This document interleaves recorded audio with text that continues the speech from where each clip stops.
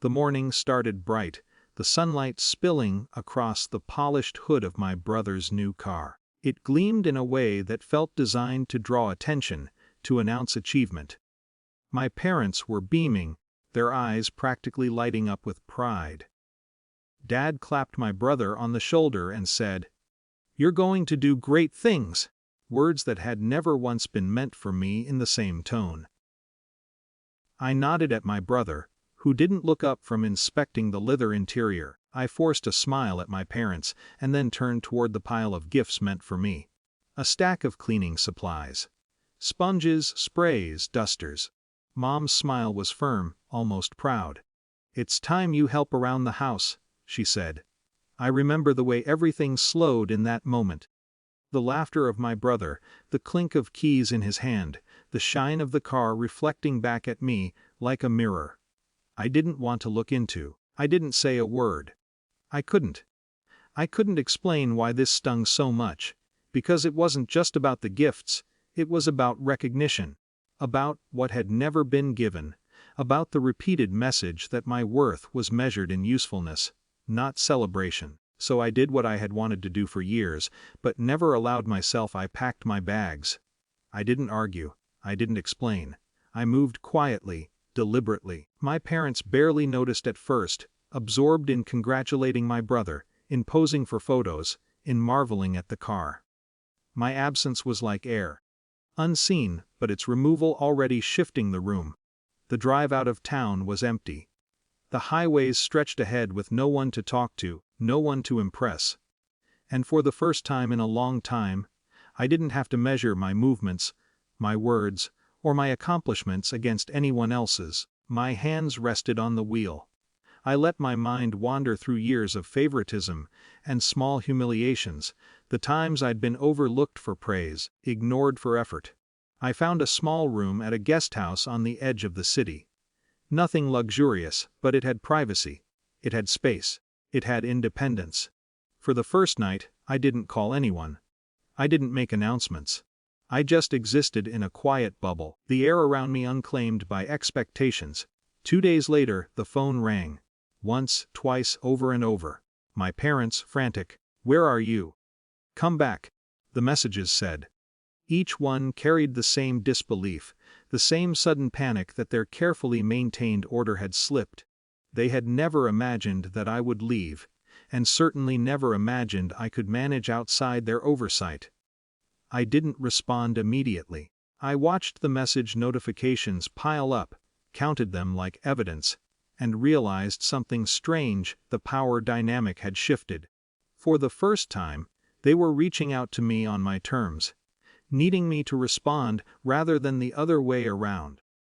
I thought about all the chores I had done, all the invisible labor I had carried, all the ways I had contributed without acknowledgement. I thought about the countless times I had swallowed disappointment, smiled, and conformed. And I understood that this wasn't revenge. It was simply the consequence of claiming space for myself, of stepping out of the patterns that had defined me for so long. I finally replied with a short message: "I'm fine. I'll be back when it makes sense for me." It wasn't dramatic, it wasn't a challenge, it wasn't an apology. It was simply a statement of presence, autonomy, and calm. My parents' panic didn't disappear overnight, but they began to notice the changes. They realized that their authority had limits, that their attention was no longer automatically theirs to command. My brother didn't understand at first. The car sat in the driveway, shiny and ignored, while I learned to manage bills, transportation, and meals on my own. Over the next week, I set routines that were invisible but solid. Independence lived in silent gestures. I registered for classes, paid for groceries, balanced small expenses, all without fanfare. Each quiet action affirmed my choice to step away from favoritism and toward autonomy. There were pangs of guilt, a whisper of longing, a fleeting hope that my parents would suddenly notice the quiet dignity in my independence. But mostly, there was relief, a steady pulse of self-reliance. I could exist without constant approval. I could move without constant judgment. And in that space, I began to understand something crucial: growth doesn't always look like applause. Sometimes it looks like packing a bag, closing a door, and driving away, not angrily, not defiantly, but deliberately. Sometimes it looks like showing up for yourself first and letting others adjust to the new terms. When my parents called again, still anxious, I didn't panic. I didn't rush back. I simply answered calmly, setting the tone for future interactions. Their authority was still present, but the context had shifted. My independence had become undeniable, subtle but clear. I didn't go back that day or the next. I stayed in that rented room, kept my routines, and allowed them to recognize, quietly and belatedly, that I was capable of more than they had acknowledged. It was not vindictive. It was not cruel. It was just firm, controlled, and undeniable. By the end of the week, the panic subsided. They didn't understand fully, but they understood enough. I wasn't their little helper anymore. I was my own person, capable of managing life on my terms. The car remained parked in the driveway.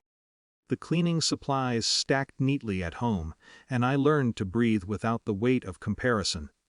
It wasn't a celebration, it wasn't a confrontation. It was simply recognition, a quiet realignment of balance.